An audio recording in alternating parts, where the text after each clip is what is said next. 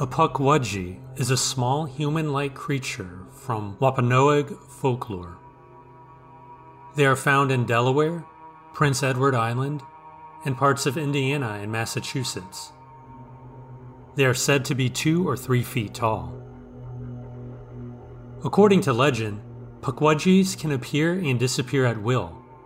They can shapeshift, with their most common form being a creature that looks like a porcupine from the back, and a half-troll, half-human form from the front.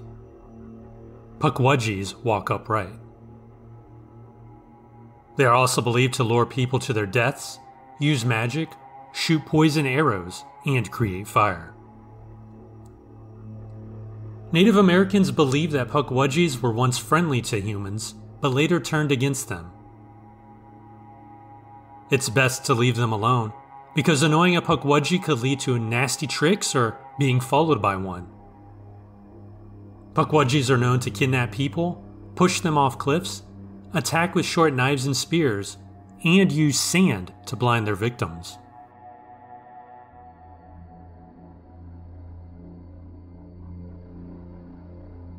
When I was 14, I saw what looked like an orangutan-lemur hybrid watching me from the trees. When it realized I was looking at it, it took off into the trees and disappeared. This was in western North Carolina. Nothing like that should have been around here. For a few years, I looked for articles about someone's escaped exotic pet, but never found anything. Eventually, I just wrote it off. Years later, I found out about a cryptid called the pukwudgie. Immediately got chills because the description matched what I saw. A few months ago, I was dumb enough to wander into the same patch of woods. I got nailed by a rock, and when I looked up, I saw a small outline ducking around, like it was watching my reaction. Again, when it recognized I was looking at it, it took off. I don't know what happened, but I also don't really plan on going back.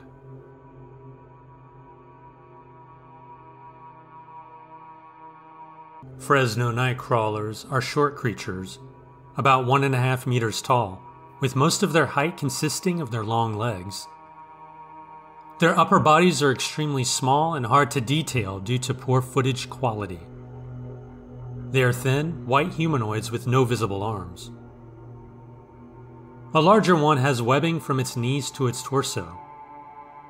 These cryptids have short, thin, stilt-like feet.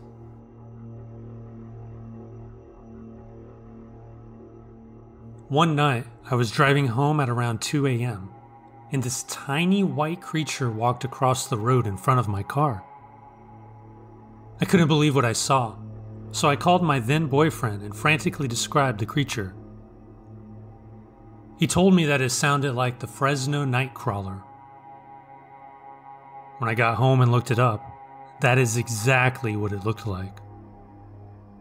I had never heard about them before, but I don't even live in California, not even close. I still have no clue what it was. Here's some more details about what I saw. The bottoms of its legs ended in what looked like flowy bits or ribbons, and it was almost translucent. I could almost see the road through the creature.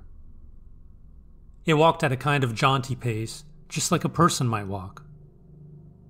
The best way to describe it is like that super steppy walk that the dwarves sometimes do in Snow White, or Mickey Mouse does sometimes.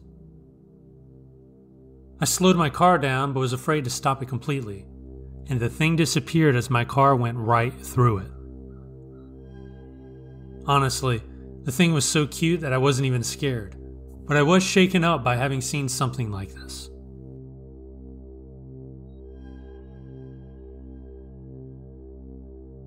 About 18 years ago, my wife and I were looking out at Brickell Bay in Miami, Florida, when we saw a humanoid-looking creature wearing what looked like a black, rubbery environmental suit, just effortlessly gliding through the water, waist deep.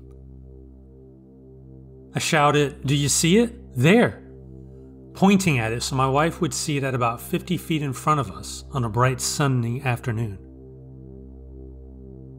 It looked at us and then started submerging as it quickly headed for the bank until it went under. It looked like it was wearing all black futuristic high-tech equipment.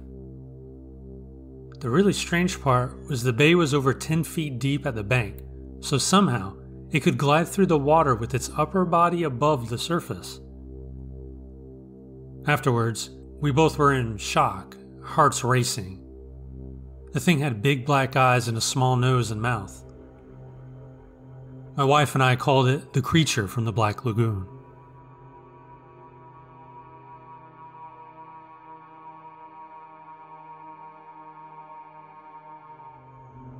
I was on a ferry for a school softball trip off Kodiak Island, Alaska.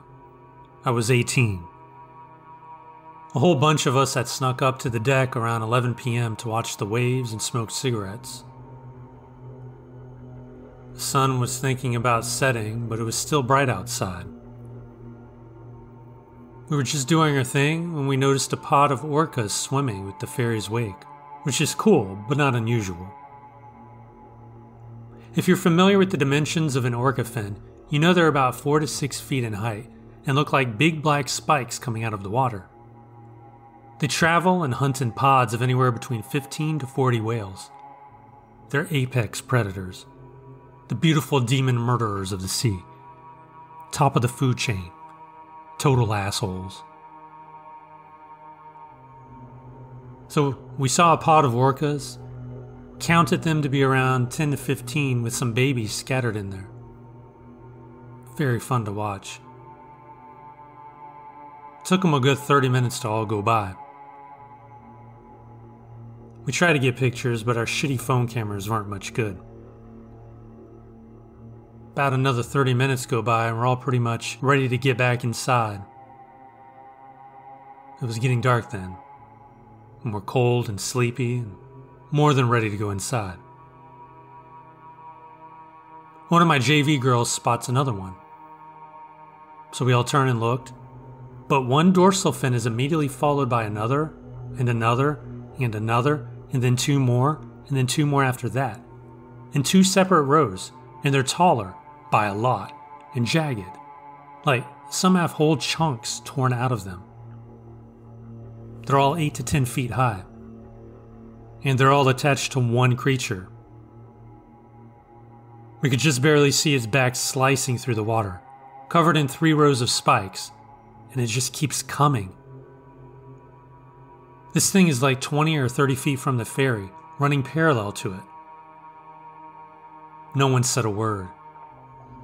We all turned to look at what we thought was a whale, and now obviously was not.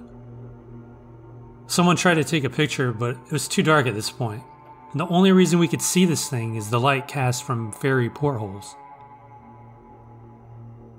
So we all stood there completely scared, stiff, and in awe, and we just watched this thing keep surfacing for a good 6 or 7 minutes. It took what felt like an eternity for any of us to say anything after the last of this thing disappeared. I mean, if you and like 8 of your friends had just seen something like this, what do you even say? See, that's the thing that eats me about the whole thing. This thing was hunting. It was hunting the orcas we just saw. It was following them. It was literally hunting about 60 tons of toothy, angry, intelligent apex predator.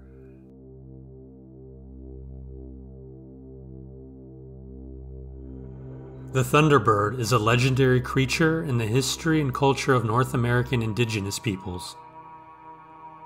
It's known for its supernatural power and strength. It holds special significance in the art, songs, and oral histories of many Pacific Northwest coast cultures. However, it's also found in various forms among the peoples of the American Southwest, East Coast, Great Lakes, and Great Plains. In modern times, the Thunderbird has gained fame as a cryptid, similar to Bigfoot and the Loch Ness Monster. According to legend, the Thunderbird creates thunder by flapping its wings and lightning by flashing its eyes.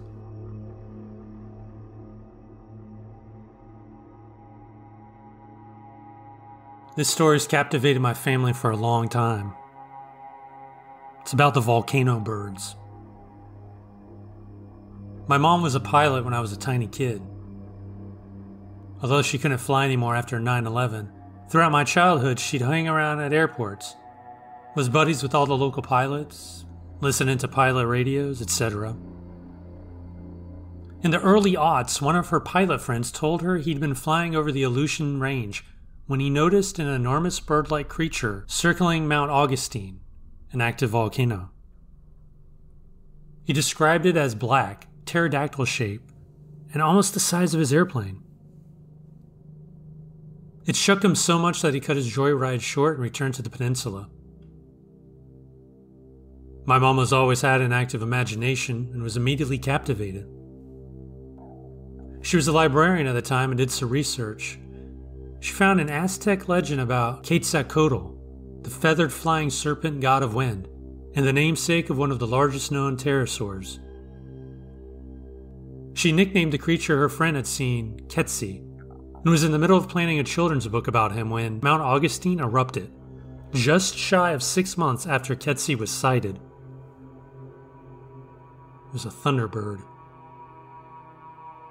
We're part Choctaw, and grew up hearing stories from my grandmother about Haloa and Malatha, the two giant birds who would appear to warn humans of storms and disasters. Fast forward a couple years, and my mother, sisters, and I are beachcombing for agate. Now, we grew up on the Kenai Peninsula, east of the Cook Inlet, and across from the inlet were 3 active volcanoes. The largest in the middle was Mount Redoubt. We were comparing our findings when my baby sister pointed out an eagle. We looked up, except the eagle was all the way across the inlet, flying over Mount Redoubt. And eagles, although large, are still way too small to be spotted from that distance. This bird we saw was enormous. My mom immediately shouted, "Quetzi!" None of us had ever expected to see whatever it was with our own eyes, but there was certainly some type of giant bird over there. In March 2009, about 9 months after our own sighting, Mount Redoubt erupted, enshrouding my little hometown in smoke for almost a week. Of all the weird stuff I've heard and seen and experienced, this story is the one I treasure most.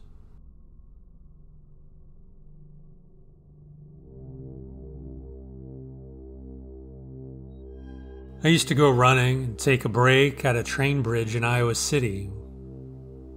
I did a lot of night runs.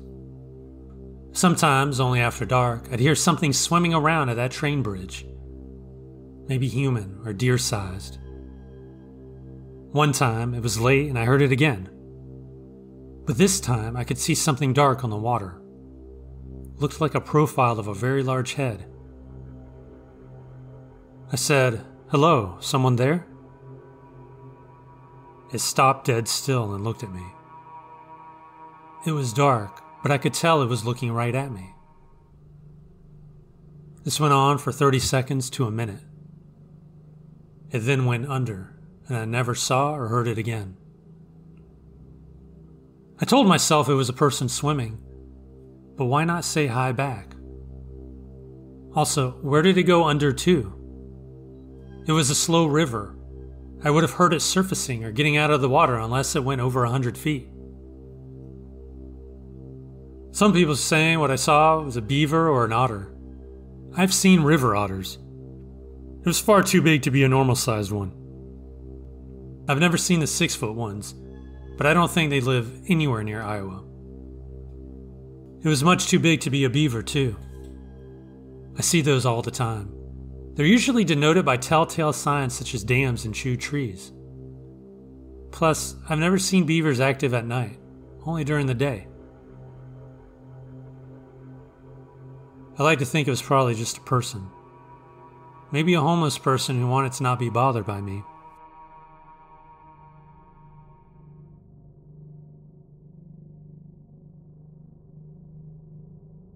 I used to work in landscaping.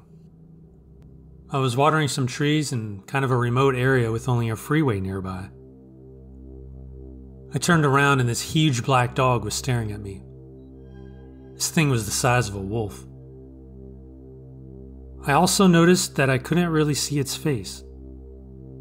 It was shrouded in black mist.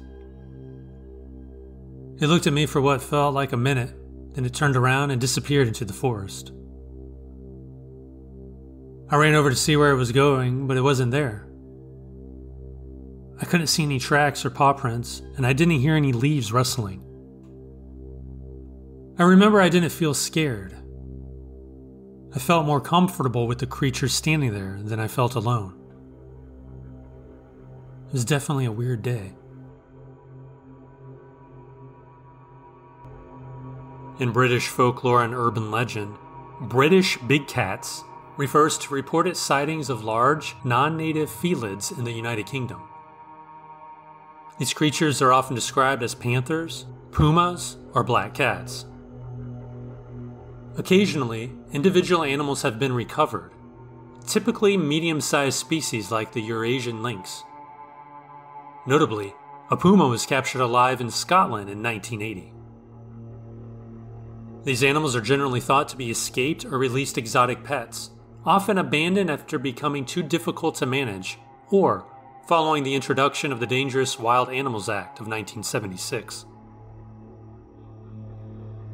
Experts and the British government reject the existence of a breeding population of true big cats in Britain due to a lack of convincing evidence. Many supposed sightings, often made from a distance, are believed to be misidentified domestic cats. Folklorists suggest that these sightings are largely a media artifact fueled by British journalistic practices in the 1970s and 1980s, with media-generated interest leading to rumors, misinterpretations, and exaggerations.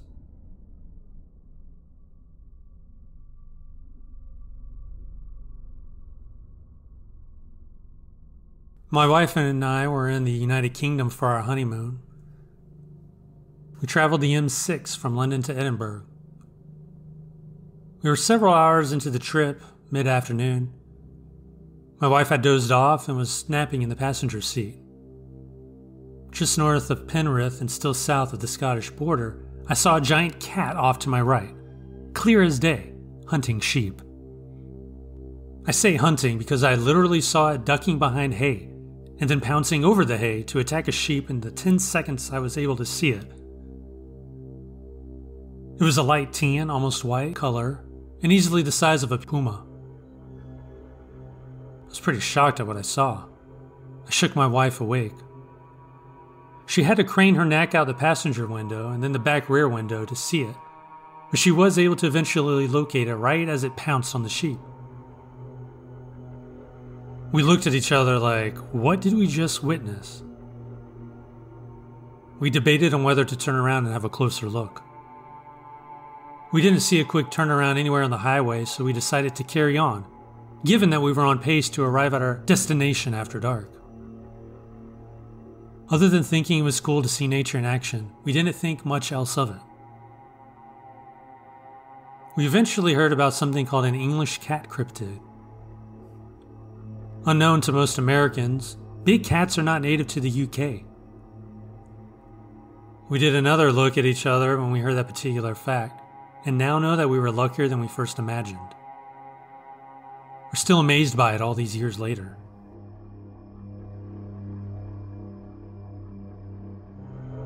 A major figure in Navajo myth, a skinwalker has the ability to turn into, possess, or disguise themselves as an animal. Its Navajo name translated into English is, by means of it, it goes on all fours. Skinwalkers are always evil beings, never good. The skinwalkers are said to be able to possess the bodies of human victims if a person locks eyes with them.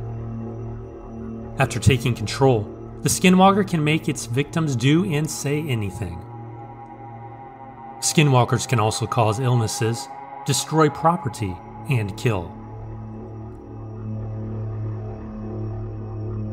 Once skinwalkers are shape-shifted, their eyes appear human-like and will turn bright red when light shines on them.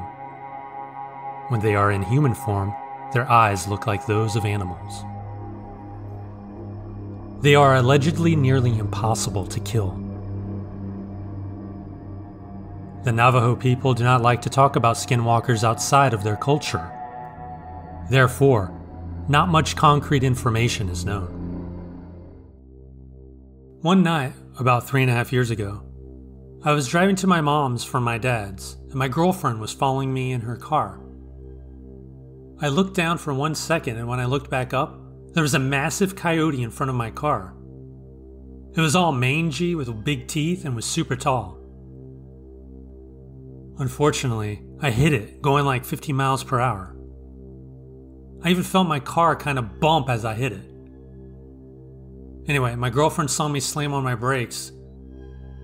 She called me and asked what happened. Once I told her, she sounded very freaked out because she didn't see anything, nor did anything come out from under my car. We were pretty freaked out, so we just finished the drive to my mom's. Once there, we looked at my car and it was messed up. Like, it looked like I hit another car or something. I told my mom, and we all went back to the scene. There was no coyote body or pieces of my car. Nothing.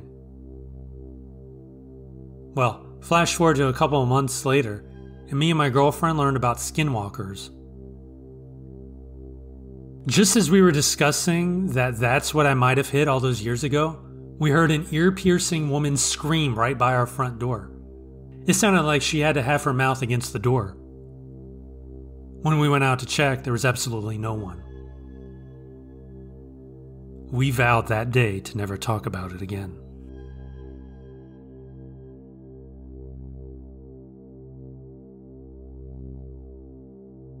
So I don't know for sure what I saw. Could have been a bear, though to my knowledge they don't live in eastern South Dakota, but... One night, when there was a blood moon, I decided to try and get some decent pictures. I went to a secluded spot just outside of town. Pulled into the area, and noticed a youngish tree had fallen by a nearby creek. I started setting up the scope and camera when I heard a lot of rustling in the brush. Since coyotes are common enough, I had my handgun on my hip, so I didn't pay much mind. But the rustling soon became more akin to something violently crashing through the woods. At this point, I stopped what I was doing and shone my flashlight around to try and see what it was. I couldn't see anything, but I was still put off by the sounds. So I started to pack in my stuff to leave when I heard some splashing, followed by the sound of a very large crack. I turned and drew my gun while pointing my light at the fallen tree. There it stood. A 6-foot-tall thing that had what seemed like the face of a wolf. But the thing was much too large to be a wolf or coyote. As the light hit it, it paused and looked at me, growled, and charged at me. I fired 8 shots in quick succession before it barreled into me, knocking me flat. But rather than follow through on the attack, it kept trucking and disappeared into the cornfield. I got up and left the rest of my stuff. Went back the next day to find the farmer, a couple sheriffs, and a game warden.